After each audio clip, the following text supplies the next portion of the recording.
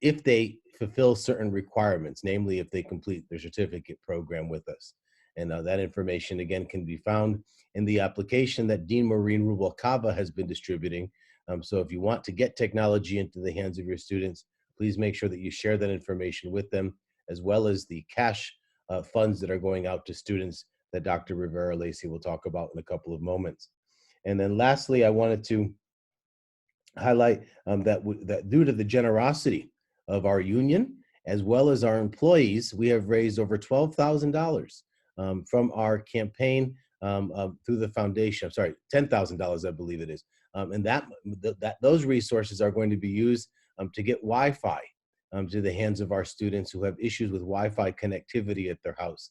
And that will also go through the same application process that Dr. Star Rivera-Lacey will talk about. So that's a general overview of where we're at in terms of providing supports to students. We are still distributing technology to employees who need that technology, so please work through your deans if you're in need of technology to work remotely. I applaud everyone again for finding creative ways to continue to do our work.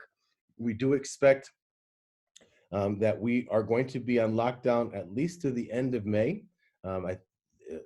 Schools in most areas have been canceled for the remainder of the academic year. We are moving to a fully online summer. If new guidance comes forward, we might be able to open up our CTE labs for students who need to finish up hours from the spring to come onto campus to do so. And we might be able to program some in-person classes as well. But for now, we're planning for a fully online summer.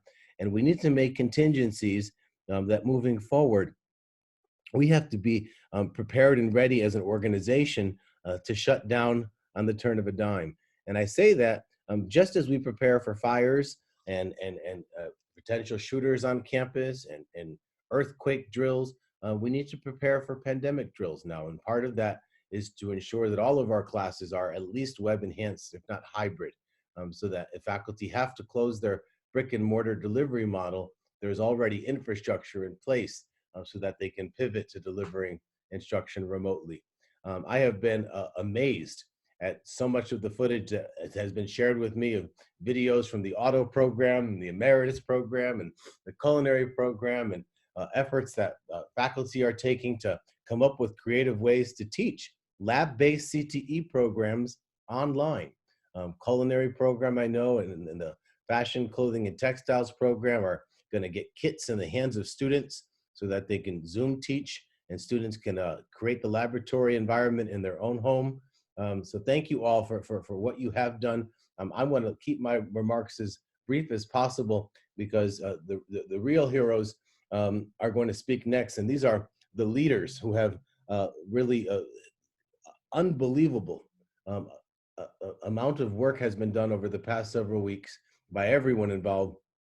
But what we have accomplished, it frankly brings me a great sense of joy to think how we always put our students first at what we do as an organization. And the evidence of that has been our ability to completely transform student services and instructional programming to remote delivery in a matter of less than a week. So congratulations to everyone. Please stay safe and healthy. I'm going to now introduce our Vice President for Instructional Services, Dr. Michelle Fishdahl, who's going to give us some updates from her area. Good afternoon, everyone. Good to see everyone again. Thank you, President Cortez, for sharing the accolades of our faculty and their creativity, along with their leaders, their deans. Amazing work continues to happen on a regular basis as we move into summer and we move into fall. Additional creativity is occurring to make sure that we can support our students in the best way possible.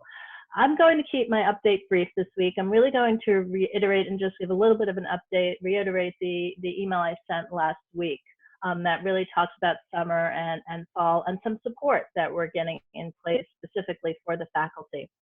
So as President noted, summer is going to be fully online. I mentioned that a couple of times in our recent communications. And Also important to note, last week there was a communication that came out from the chancellor, so our summer schedule will be smaller than it was last year.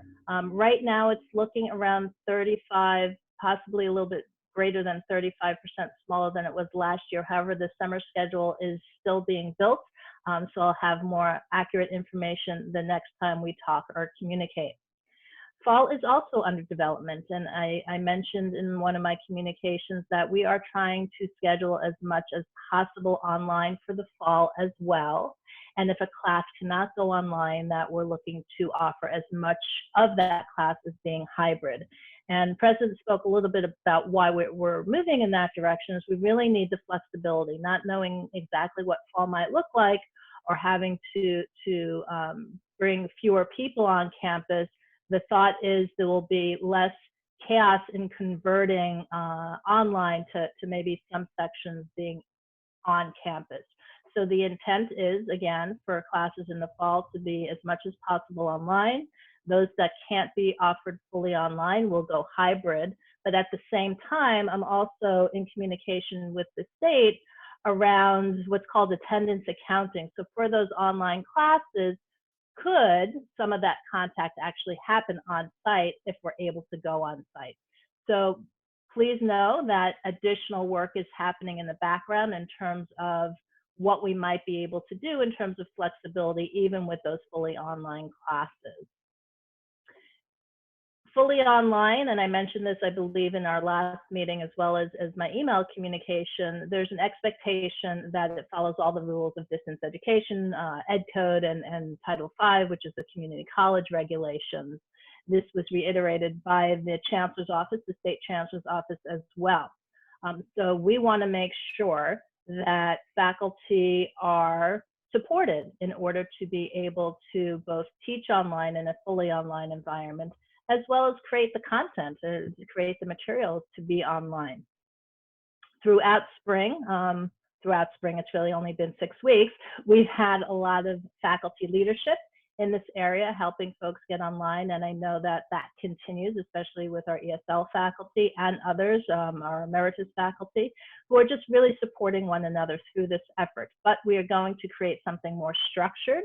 I mentioned before Ingrid Greenberg, who's our online mentor for continuing education, is taking a leadership role in this area. We're currently putting together a plan. A communication just went out to some faculty who were recommended as folks who could be mentors for other faculty. So we're creating a structure so that as we head into summer, and especially as we head into fall, there will be greater support for faculty.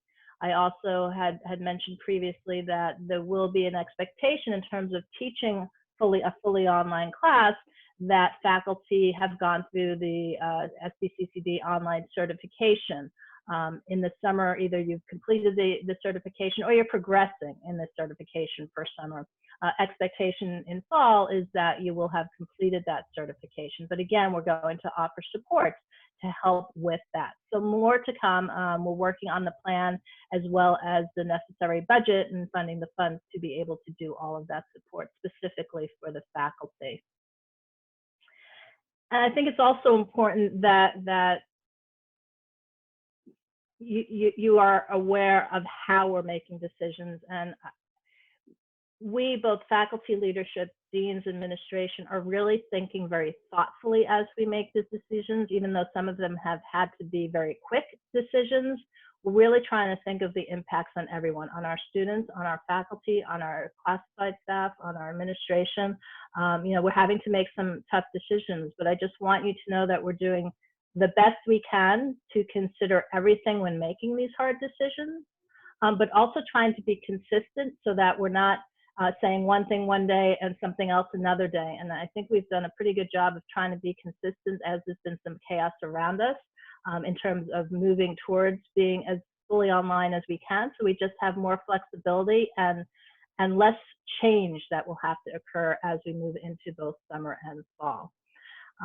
Finally, I do want to give great thanks to our colleagues in business services and student services for supporting instructors with computers and student enrollment and all the many things in between. We could not be doing what we were doing in the classroom without the support of everyone in this institution. So thank you so much. In closing, just be good to yourselves as you go through this process. There are some days that are better for some folks than others. It's going to happen. For those perfectionists out there, just bear with yourselves. Everyone's doing the best they can, and we realize that, and just be as kind as you can. Take the time you need when you need the time so that you can be best for yourselves, for your families, for your students, and for the community. And just take care. And please reach out if there's any more information you need. Thank you. Thank you, Dr. Fishdahl. Appreciate it. I am becoming aware at this time that for some reason this virtual community town hall is capped at 100 participants. So please be advised that it is being recorded. So if anyone's not able to access the room, we do have a couple speakers who aren't able to get into the room either. So we're trying to get them into the room. It's always a learning experience. So I appreciate your patience as we evolve, and we'll do our best to make sure that we don't have the limit that's in place for the number of participants. I should say that the district is currently in the process of purchasing a WebEx, sorry, not WebEx, a Zoom license for Zoom webinar for each of the institutions, which will allow us to hold meetings with up to 1,000 participants. And so that will be a new tool that we'll have.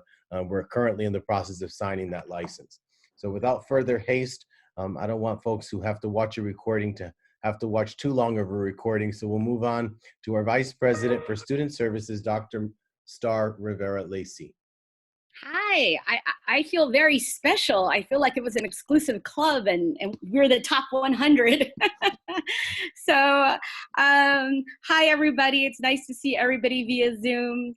I'm going to try to also make my student services updates brief because I have a lot of them. But the good news is that we're hoping that by next week, we are going to be sending somewhat of a correspondence and email where we are going to have information for student services all in one place with some live links. So it's going to review some of the stuff that I'm talking about today, and we're going to be sending this correspondence about every 2 weeks just because we have so many updates that are happening and a lot of questions that are coming up. So we're gonna try to use that as a form of communication. So I'm gonna just go ahead and start with some of the updates, and then I believe somebody's monitoring chats. So if any questions arise, and also please know that you can always just reach out directly to me. These days I'm living on email, and would be happy to respond or point you in the right direction of somebody that can assist. First one is congratulations to Dean Maureen Rubalcaba, who currently is in PPE equipment, and she's handing out laptops through that drive-through process that Dr. Cortez was talking about. Just to let you know, this is phase 1 of our computer distribution. We believe 500 are being distributed today. We had sent out the referral form. We received over 600 referrals. So we're working on our second phase, our second wave of distribution. So if you still have students that are in need, we encourage you to please fill out the form that was sent out. Yeah, so we can start working on our second wave of distribution. So we're also looking for, in addition to the additional laptops, Wi-Fi. And so as Dr. Carlos Turner Cortez was talking about, your donations at this time towards the foundation, please know that they are going to a very worthy cause and helping our students with computers and Wi-Fi access. So if you're able to, again, we thank you for your generosity. We also sent out a survey to our students to see what their needs were specifically to make sure that we are addressing the needs that our students have. The good news about that is we already have 3,800 students have responded to the survey.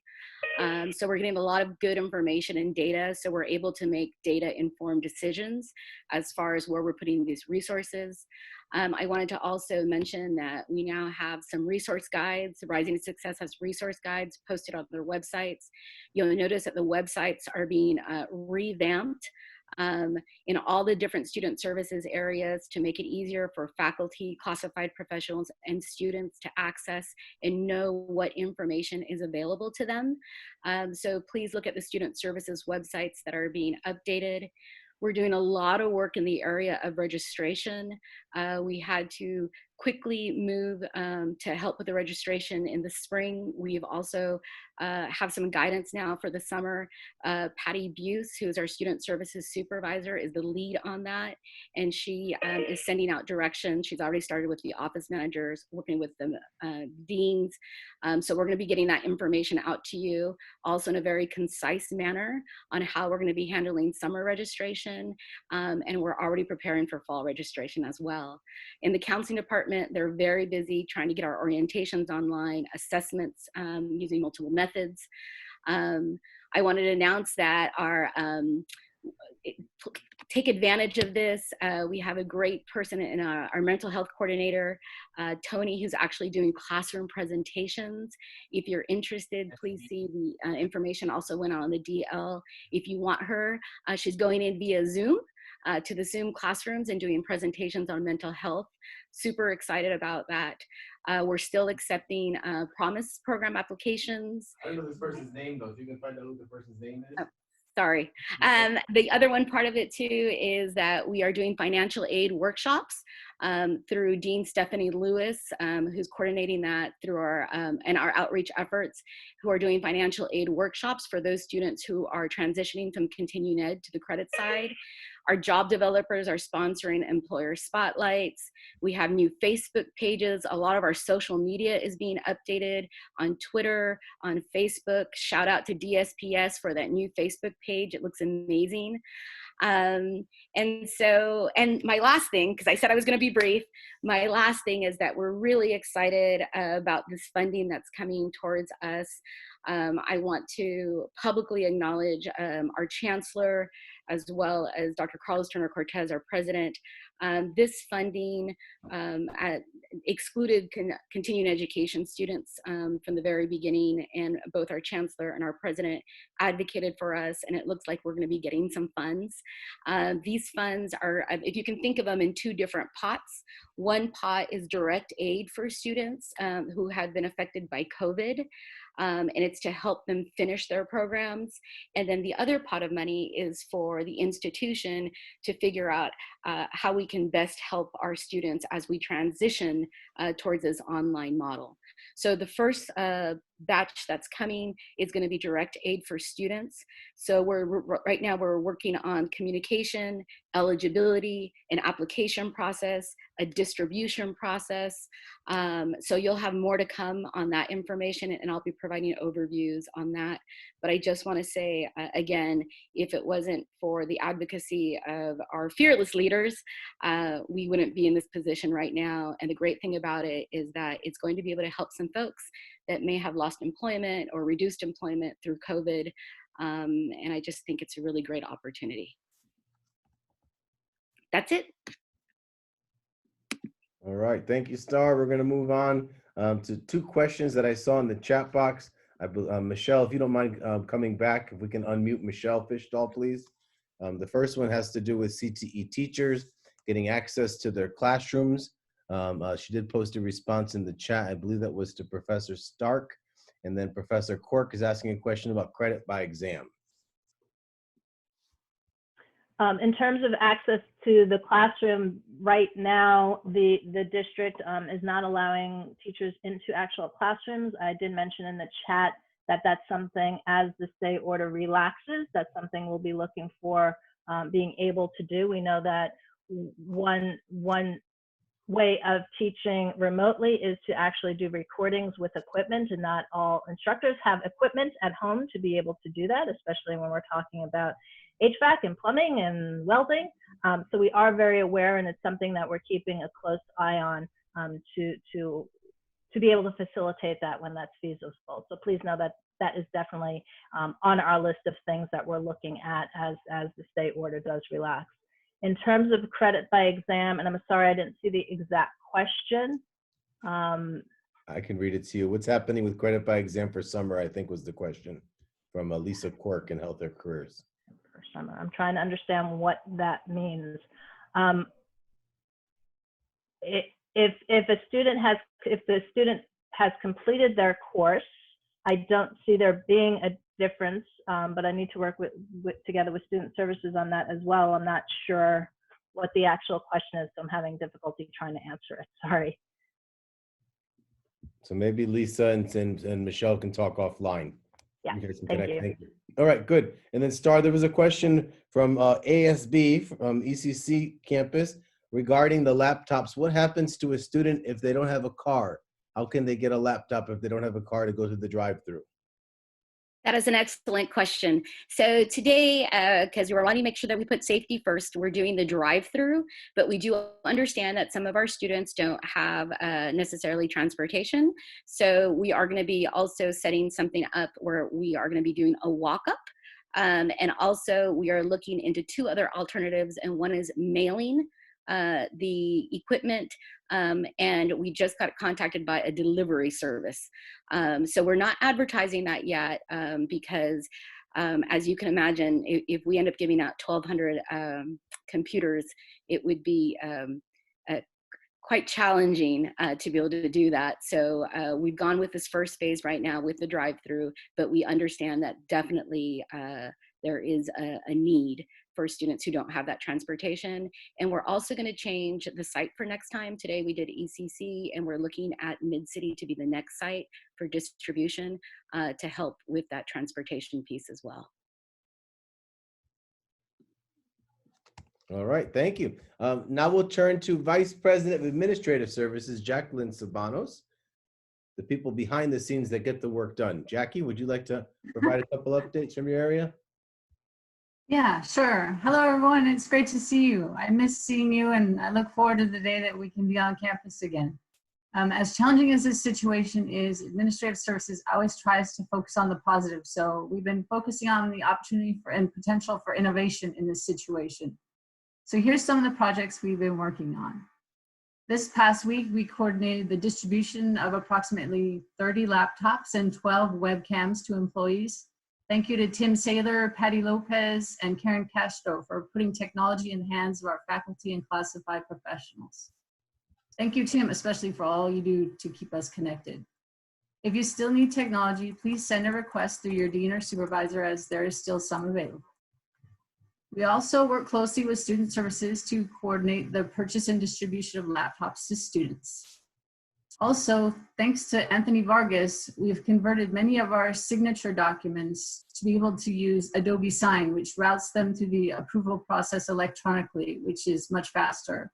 And that's a great invention. It can just speed paperwork through, and we never really had the time to take care of that. But with these challenging times, we're trying to innovate and find new ways to do what we used to do with paper. So that's great. Thank you, Anthony. We're also working on our theater website so that theater rentals can be done online. And we're looking forward to getting the results from the employee survey, which closes this Sunday. So if you haven't responded, please take the time. We're hoping to see how we can support you in this transition to working remotely. And thank you to Dean Litke and her team for the assistance with getting that survey out. I appreciate it. I'd also like to thank the office managers who've been working collaboratively, sharing information on best practices in setting up operations. They've been working hard to assist you and have been very creative, and I'm proud of how they have accomplished great feats so quickly. There's a core team of classified professionals that are hard at work planning professional development opportunities for the benefit of all, so please look for information coming soon. Finally, this is the start of the busy season in administrative services with the fiscal year ending and the requirements of budget closeout and tentative and adopted budget setup. So we're starting to get really busy in administrative services. April to August is our busy time. Please let us know how we can help you to accomplish the great work that you do. We're willing to be a creative partner. And with that, I'd like to turn it over to the Foundation's Executive Director, who is always here to help you and support your efforts, Dr. Lori Koski. Thank you. See you soon. All right, so we might not have Lori in the room just yet. So we're trying we're trying to see if we can get her to join the room. We also have an ASB secretary, I believe, was trying to join the room. So we're working on those too. Kim? 1 minute. One of them will be here in 1 minute, I was just told. I will keep you updated as I learn more. So at this time, maybe we can switch to our Senate. If our academic Senate, I believe John Broma has been granted access. Hi, yes, I'm here. Thank you. So the Academic Senate actually just met yesterday, and we are continuing to try and conduct business as best we can in this wonderful, wacky new environment. We have made some constitutional amendments. We are holding elections, I hope, next week. We're trying to work out some last minute technical difficulties, but look for an email if you're faculty sometime next week with the ballot. Because despite all of this, the Senate must continue. We will also be bringing, we approved and agreed upon some motions about distance ed that we'll be bringing to EGC next week. And the good news there is that administration has been working with us collaborative on this. So this is a good thing and timely considering the environment we're in. Distance ed is the hot spot of everything right now, as you all are more than aware of.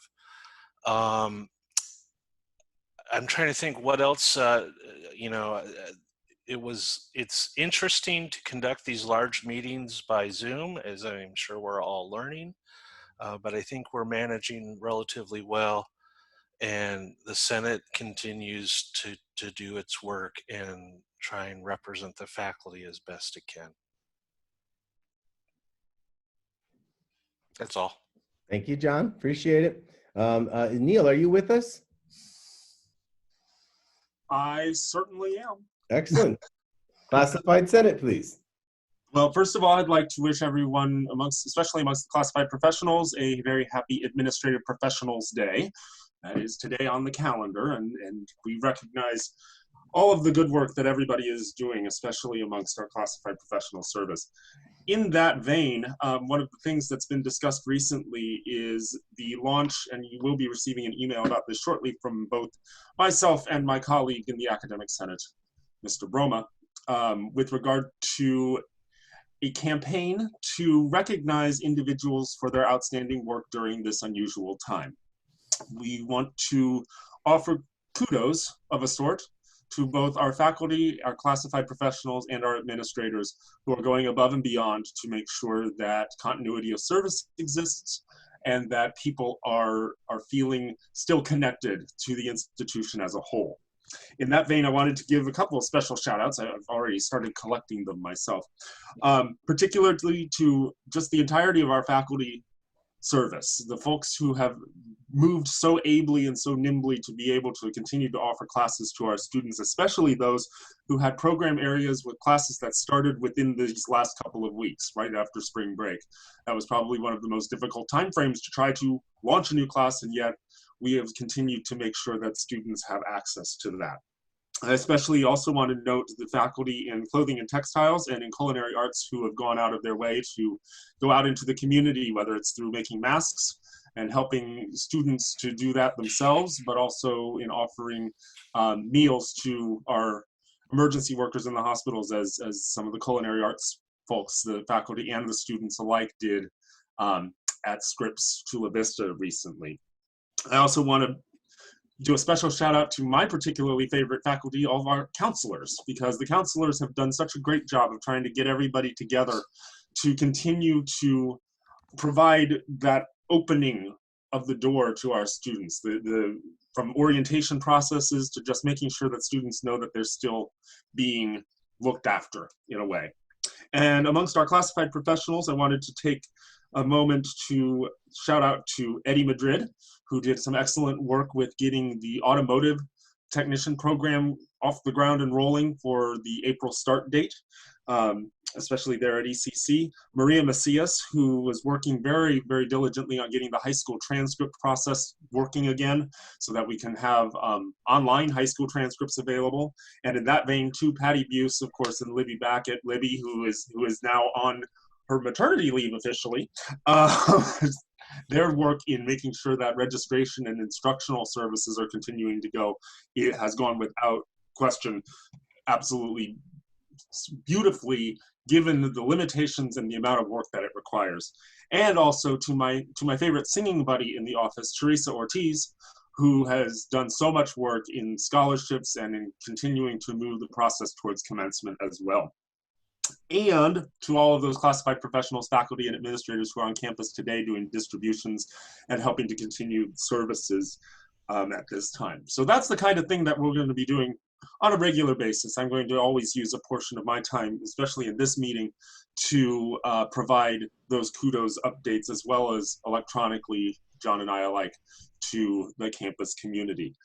With regard to the Classified Senate, the Online Professional Development Collaborative is still ongoing and is still processing some ideas and new outlets for folks to begin to continue to develop their professional and just the new way of life that we all have to live in here.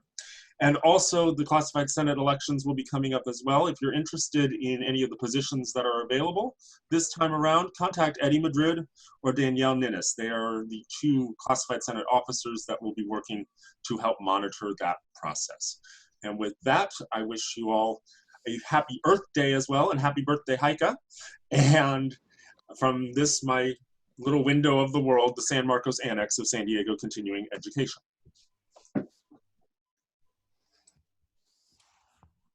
Neil, thank you very much. And you stole my closing thunder, which was to wish all of our classified professionals happy Administrative Professionals Day. But thank you for the shout out. We have, I believe, representatives from ASB. Did any of our ASB students or officers want to provide an update from the student perspective? Vincent, I think you're here. I know you're here. Can we unmute Vincent? Okay. Good afternoon, to all of you out there, here. And well, our ASB is doing everything we can, and we're like putting out resources as well in our ASB social medias, and we're also putting in like things about Earth Day. So our pages are constantly being updated, and we're gonna have an ASB meeting thing this Friday, and ASB thing is moving through our meetings on Fridays. So, and that's about it. So, Thank you very much. And one more thing is we're actually doing a video, like a greetings video to the for the community of ECC as well too. So ASB is doing that, and if you want to submit your video, it has to be a 30-second video with uplifting messages for our students, and please send your video to Melissa Huff.